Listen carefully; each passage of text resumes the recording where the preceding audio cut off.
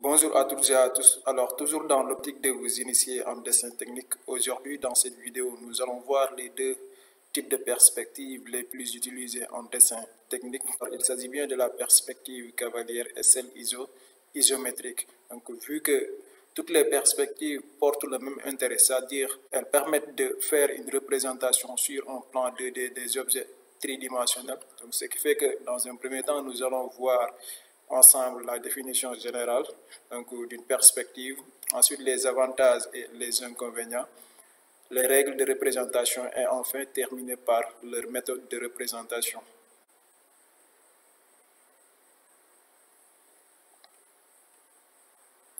L'image que vous voyez ici donne une certaine profondeur de l'objet. Donc, autrement dit, rien qu'en regardant l'objet, on arrive à, en tout cas, imaginer une certaine profondeur de cet objet. Cette profondeur qui est délimitée par ce point que vous voyez au milieu, où toutes les lignes de projection se convergent. Donc là, on parle de représentation tridimensionnelle parce qu'à travers, en tout cas, cette représentation, on donne une certaine impression de profondeur de l'objet. Autrement dit, on arrive à imaginer en fait la forme réelle de l'objet tout en sachant qu'il n'est pas encore réalisé. D'où l'intérêt des perspectives.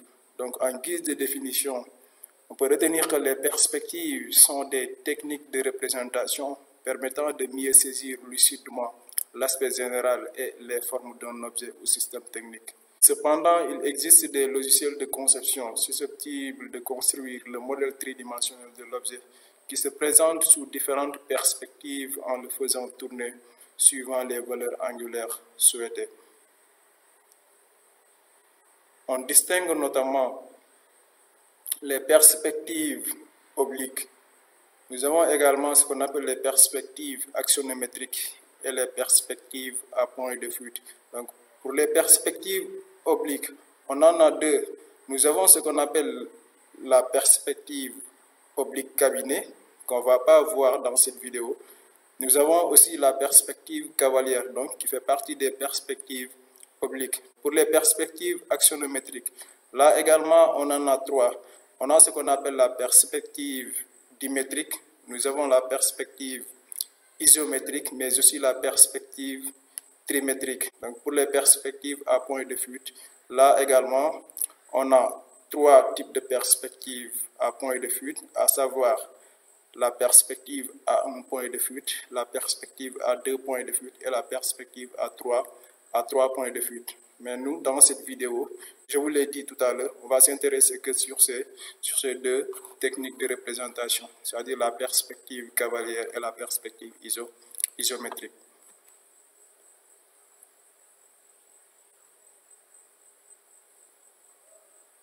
Le tableau décrit l'ensemble des avantages ainsi que les inconvénients des deux types de perspectives. Ici, nous avons la perspective cavalière. On a appris que c'est une représentation qui est simple à mettre en œuvre, mais également une représentation qui est utilisée dans d'autres domaines que les sciences industrielles. Dans ce mode de représentation, il y a toujours possibilité de lire les dimensions réelles de la face principale. Cela veut dire que sur la face principale, en tout cas, l'observateur ou bien celui qui lit le dessin arrive à avoir les dimensions réelles de la face principale. Quand on parle de dimensions réelles, là également, il faut comprendre par là qu'on fait allusion aux dimensions déjà appliquées à l'échelle. Si votre échelle est égale à 1, je sais que, voilà, pour avoir les dimensions réelles, vous ne faites que reporter les dimensions qui se trouvent sur le dessin. Par contre, si votre échelle est une échelle de réduction, là, une fois mesurée sur la face principale, donc la valeur que vous trouvez, vous allez le multiplier par l'échelle pour avoir la dimension réelle de chaque arête de la face principale. Donc, toujours dans ce mode de représentation, on a ce qu'on appelle une conservation de l'alignement et du parallélisme, c'est-à-dire toutes les faces qui sont parallèles sur l'objet réel resteront toujours parallèles sur la représentation. De même que l'alignement, tous les points qui sont alignés vont rester toujours alignés sur la représentation en perspective cavalière. Pour ce qui est de ces inconvénients, donc là, on voit que c'est une représentation qui ne permet pas de lire les dimensions réelles sur les autres arêtes fuyantes, c'est-à-dire, hormis les arêtes qui forment la face principale, toutes les autres arêtes sont réduites, donc à cause de ce qu'on appelle un coefficient de réduction. C'est une représentation qui donne une image déformée de la pièce. Donc, qu'est-ce qui est à l'origine de cette déformation? C'est-à-dire que Hormis la face principale, comme je l'ai dit tout à l'heure, au niveau de la face principale, là, on a toujours la même forme. La face principale de l'objet est toujours dessinée telle qu'elle est. Par contre, les autres faces seront toutes déformées à cause d'une certaine inclinaison, d'un certain paramètre alpha ici qu'on va appeler angle d'inclinaison. Donc voilà, qui sera toujours égal à 45 degrés. Grosso modo, c'est ce qu'on peut retenir donc, en termes d'avantages et d'inconvénients pour la perspective cavalière. Maintenant, pour ce qui est de la perspective isométrique, là, c'est une représentation assez simple, qui est conforme également à la réalité, c'est-à-dire c'est une représentation qui répond beaucoup plus à la réalité que la perspective cavalière. Elle donne la même importance à 3 des 6 faces de la pièce, ce qui veut dire que donc, au niveau de cette représentation, toujours toutes les faces sont représentées de la même façon. Il y a toujours conservation de l'alignement et du parallélisme également. Donc là, voilà, en termes d'avantages, c'est ce qu'on peut retenir. Pour ce qui est des inconvénients, là, c'est une représentation qui ne permet pas de lire les dimensions réelles. Voilà, contrairement à la perspective cavalière où, sur la face principale, en tout cas, on arrive à avoir les dimensions réelles de cette face-là, c'est-à-dire les dimensions de l'ensemble des arêtes qui la composent. Par contre, ici, n'importe quelle face que vous prenez, que ce soit la face principale, la face de droite, la face de dessus, en tout cas les faces qui resteront visibles sur ce mode de représentation, toutes ces faces-là vont se présenter de manière un peu déformée, mais également de manière réduite par rapport à leur représentation. Donc là, c'est une représentation également qui est assez longue à mettre en place, c'est-à-dire ça prend beaucoup plus de temps que voilà, la perspective cavalière.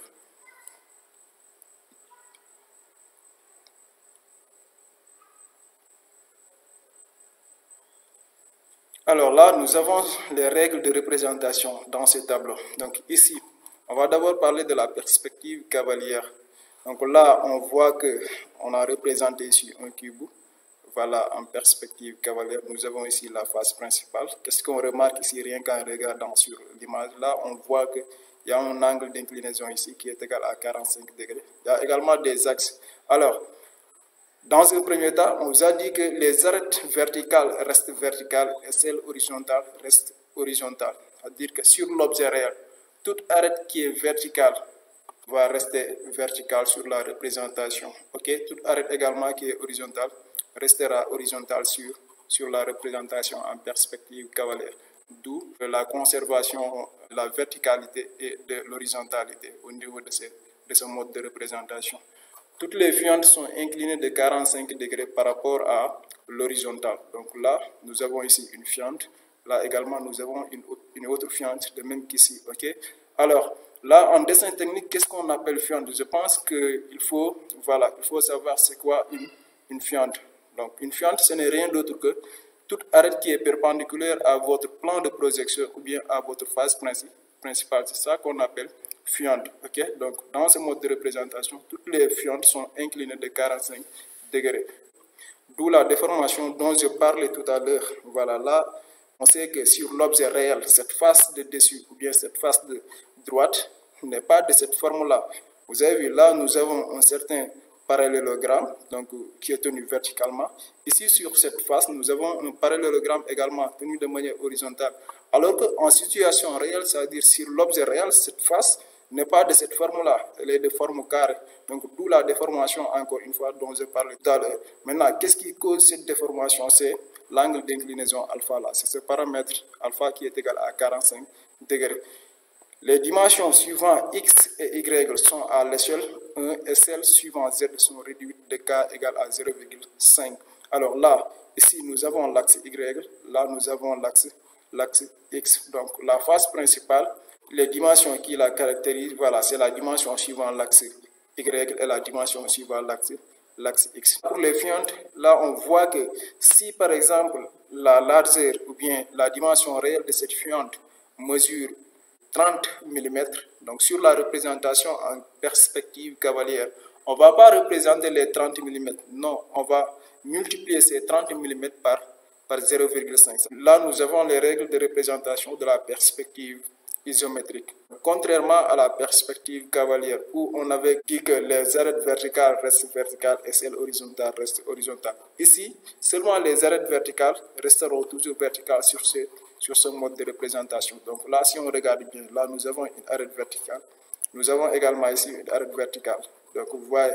Alors là, si vous faites une petite comparaison, cette arête-là sur la perspective cavalière était représentée de manière horizontale. C'est cette arête-là. Okay? Là, nous avons la fiente. Ici également, nous avons la fiente. Alors, qu'est-ce qui change ici? Donc, les arêtes verticales vont rester verticales, mais les arêtes horizontales ici vont être inclinées de 30 degrés. Les dimensions suivantes, x, y et z, sont réduites de k égale à 0,82 degrés. Alors qu'en perspective cavalière, donc seules les dimensions suivant l'axe z étaient réduites de 0,5.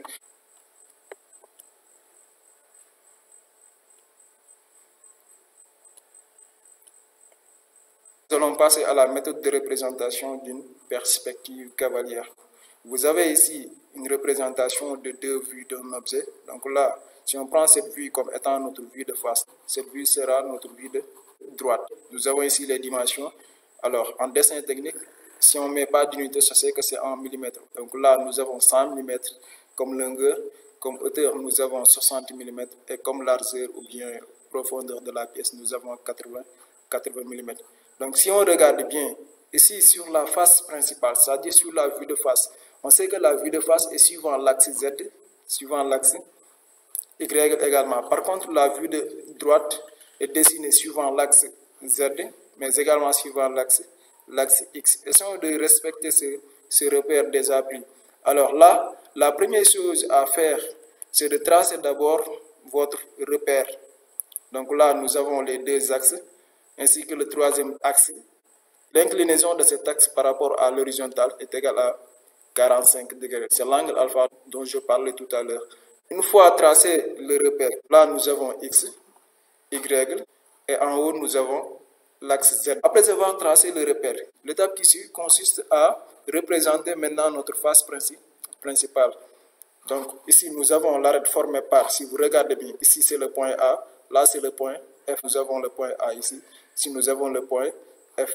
Après nous avons l'arête formée par B et A, donc c'est cette arête là. Ok, après c'est BC, voilà, jusqu'à avoir la même forme. À partir de là, on peut commencer par placer les points. Là nous avons le point A, B, ici c'est C, voilà, jusqu'à F. Après avoir dessiné la face principale, après avoir également identifié toutes les extrémités de cette face et les nommer, l'étape qui suit consiste à représenter les fientes. Toutes les fientes ici sont inclinées de 45 degrés par rapport à l'horizontale. Okay? Donc là, nous avons la fiente formée par A et A'. Là également, on trace la fiente qui passe par B, qui passe par C. Ici, c'est la fiente qui passe par D. Et la fiente qui passe par F. Alors là, vous voyez que ces traits-là sont représentés en interrompu, pas en continu fort. Pourquoi en trait interrompu? Parce que tout simplement, si on se place en face de la face principale, là, on ne verra pas, en tout cas, apparaître ces arêtes-là. Ce seront des arêtes cachées, raison pour laquelle on les a représentés en trait interrompu. Ok, voilà. Après, il reste à placer les points images. Ici, c'est le point A, donc son image sera A'. Là également, jusqu'à F'. Il faut savoir aussi que en traçant les fientes, on a en même temps reporté la valeur de la longueur des fientes. La largeur de la pièce est égale à 80 mm. Donc ici, on ne va pas représenter les 80 mm, mais plutôt 80 multiplié par 0,5, ce qui va nous donner 40 mm. Donc, il faut savoir que la longueur de cette fiente est égale à 40 mm, même que toutes les autres fientes. Après avoir tracé toutes les fientes et après avoir placé les points images, il ne reste qu'à relier ces points images-là, tout en se basant bien sûr sur la face principale. Là, nous avions l'arête formée par A, B, donc sur l'autre face de derrière. Donc sur la face de derrière, on aura A', B', ainsi de suite. Donc on ne fait que relier les points images. Ok, voilà. Donc en perspective cavalière, c'est après, je dirais même la meilleure méthode Donc, si vous arrivez à comprendre cette méthode, c'est sûr que vous n'aurez pas de problème avec. Donc, on va conserver cette fois-ci les deux vues de tout à l'heure. Donc là, on va passer à la perspective isométrique pour voir ce que ça va donner. La première chose consiste à tracer votre repère. Là, nous avons l'axe Z, toujours vertical. Mais cette fois-ci, les axes X et Y seront tous inclinés de 30 degrés. On aura ici X et là-bas Y, et de part et d'autre, on aura 30 degrés. Voilà. OK? Après avoir tracé le repère, on fait que, voilà, en tout cas, appliquer ce qu'on faisait tout à l'heure. C'est-à-dire, on trace la face principale, suivant les axes qui la définissent. Nous avions l'axe Z et l'axe Y. Donc, l'axe Z est là, l'axe Y, ça est là. Donc, là, nous avons l'arête formée par AB. OK? Donc, ici, c'est le point A qui est l'origine de notre repère. Là, également, c'est le point B. Après, nous avons BC. Maintenant, ici, avant de tracer les arêtes de la face principale, il va falloir multiplier chaque arête que vous prenez. Chaque arête, j'ai dit, ça valeur par 0,82. Maintenant, le résultat que vous trouvez, c'est ça que vous allez prendre ici. Donc, AB, une fois multiplié 60 par 0,82, ce qu'on trouve, c'est ça qu'on va reporter ici. De même que BC, CD, ainsi de suite, jusqu'à FA. OK? Et c'est valable également pour les autres arêtes. Perspective isométrique, c'est comme ça que ça se passe. Voilà, là, nous avons le point C. Donc là, on vient de tracer la face principale. Après avoir tracé la face principale, il nous reste à tracer la face de droite. Okay? On va se baser sur la vue de droite pour y arriver. Donc là, on sait que la largeur de la pièce est égale à 80 mm. On prend ces 80 là qu'on multiplie par 0,82 et les résultats trouvés, c'est ça qu'on va reporter ici. Donc là, après avoir fait le calcul, vous reportez cette valeur ici. Là, vous aurez le point A'. Là également, c'est le point B', C', voilà, ainsi de suite jusqu'à F'. Maintenant, après avoir terminé, on fait que relier les points images